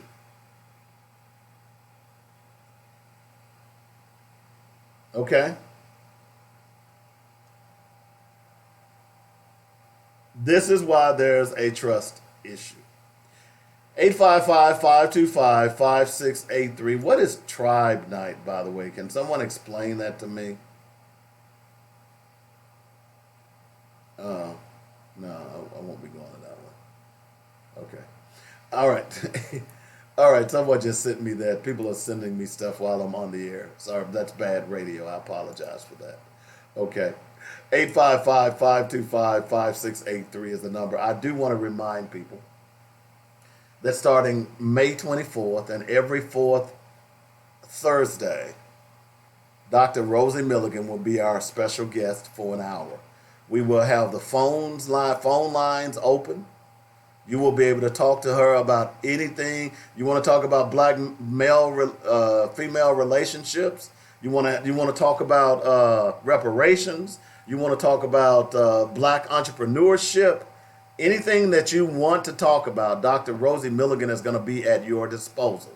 Now, if you've not heard Dr. Milligan before, do yourself a favor and go out on YouTube and pull up some of her stuff. This is a no-bones, hard-hitting sister who believes in her community and who wants her community to be the best that it can be. Dr. Milligan is a published author. She's a publisher. She's published numerous books. She's also helped people get published. If you are an author or a writer and you don't know how to get published, Dr. Rosie Milligan will help you set up your writing business. Okay? That's the type of person that we're going to have on over the next, well, as long as she wants to be on. She will make a monthly visit to us. Okay? I tried to get a weekly, but hey, couldn't get a weekly. We're also reaching out to Dr. Claude Anderson, and we're going to try to get him on to talk about and be able to go into more details about what his book and what black economics are all about. Okay? So those are some of the people that we've got coming up. We've got more guests. I am, over the weekend, I will be penning a letter to the new police chief to invite him on the air. We have not had the mayor on the station since he was elected. I will be penning a letter to him to get him on the air as well. We are going to start reaching out more and more to the movers and shakers, not just here in Little Rock, but across the country, so that we can empower ourselves, so we can understand some of the best practices that are being put in place across the country to empower black people. That's how we've got to do it, folks. All right? Most of what I've learned is from other people that I've reached out to. You have to be willing to do that yourself. So we're going to try to bring some of those people on the show. And although we may not be able to get them on regularly, the way we're able to get Dr. Rosie Milligan on, and do me a favor, I'm on Facebook right now. Let me see if let's see. If you go out and just do Dr. Rosie Milligan's page, let me see how many let's see, I'm already following it. Just go out to her page and like it. I think you're going to like this lady. Okay? I think you're going to like this. And by the way, she's not some West Coast woman talking about what needs to go on in the South. Dr. Rosie Milligan is actually from I think Greenville, Mississippi. That was part of that great migration of many black minds that moved west. Grew up and said, hey, we've had enough of the South, we're moving west. A lot of my family did that as well. You can catch her show every Tuesday, 8 to 10 a.m. That would be, 10 to 11 a.m. That would actually be 8 a.m. local time. Is that right? No. I'm sorry. That'll be 12 p.m. local time every Tuesday. But, you got Black Focus you need to be listening to during that time period. You know what I'm saying? You know what I'm saying, Vern? But I think you're going to really enjoy Dr. Rosa Milligan, and that's my point and what I'm trying to make to you. Okay? All right, folks, we've got to get out of here. I hope you enjoyed the show. I had already told you that periodically that we're going to talk about fathers' issues, because I truly believe that that is the key to saving our children. I truly believe that if we get fathers back into our lives, into their lives, if we get fathers back into the communities, gang violence will disappear. Okay? Because a lot of those gangbangers are trying to be the man that they never knew in their lives. A lot of those gangbangers are trying to be men that they think how men should act, and have never had role models to tell them how men really should act. The common denominator of all the negative behavior our children participate in is fatherlessness. Hope you enjoyed the show. See you tomorrow, the Friday edition. Tomorrow we've got the book list. We'll give you two more items from the book list on tomorrow. Y'all have a great day.